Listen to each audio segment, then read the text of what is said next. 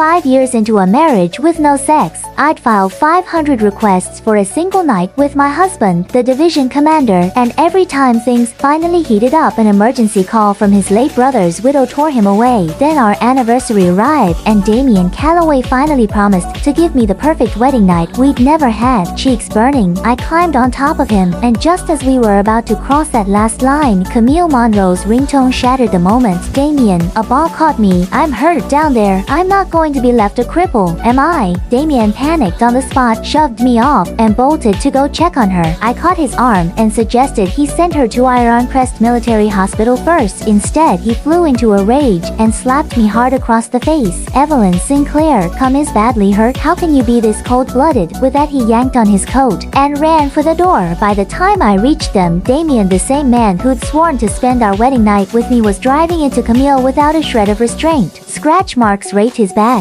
and used condoms littered the floor all around them. When I demanded an explanation, he didn't so much as blink. Camille was in critical condition. What was I supposed to do? Stand there and let her die? It's one wedding night you wanted that badly. Fine, I'll lie there and let you have it. All at once, the whole thing felt meaningless. 5 years of marriage, and I was the only one fighting to hold it together. If that was how it was, then we were finished. Asterisk. Damien didn't bother to keep quiet, and his ragged breathing tangled with Camille's moans and carried out into the hall. Every head in the corridor turned toward me at once. Some of them looked sorry for me, others just wanted a show. I dug my nails into my palms and forced down the humiliation and fury clawing up my throat. A full 3 hours passed before Damien finally walked out drenched in sweat. The flush hadn't faded from his face, and bite marks dotted his neck. The tie I'd bought just for our anniversary hung crooked at his collar, streaked with white. The men packed into the hall were a rough crowd, and their jeers rose one after another. Commander Calloway finally got some. That Camille rode you out of your mind, huh? When their eyes swung back to me,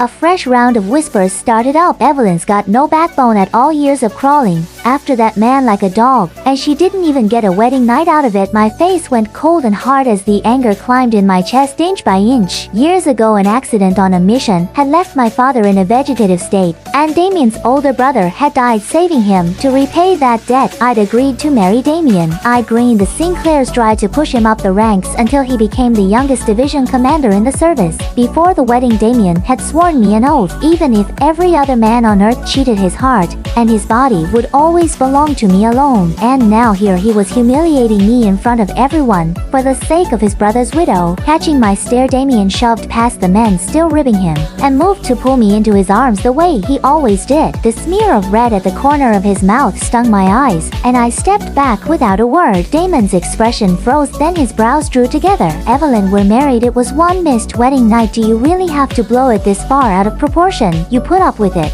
for 5 years. Why are you throwing a fit now? When I stayed silent, Damien opened his mouth to keep going. Before he could get a word out, Camille came out wearing his shirt, leaned weakly into his chest, and said, Damien, help me. As she spoke, her hand was already sliding over the bulge straining at the front of his pants. Damon's eyes went dark, and he made no move to push her away. He turned to me like nothing was happening and said, Evie, go grab me 3 boxes of condoms. I need to help Camille see if everything still works down there. There'll be plenty of anniversaries. If you won't go, you can forget about me ever touching you again. A chill shot through me, as if I'd plunged straight into ice water. I couldn't believe Damien had actually just said that to me. The men around us broke into low, knowing laughter. Damien didn't even glance my way as he wrapped an arm around Camille and pulled the door shut. My stomach lurched and twisted. I couldn't stand there another second, and I stumbled away from that wretched place.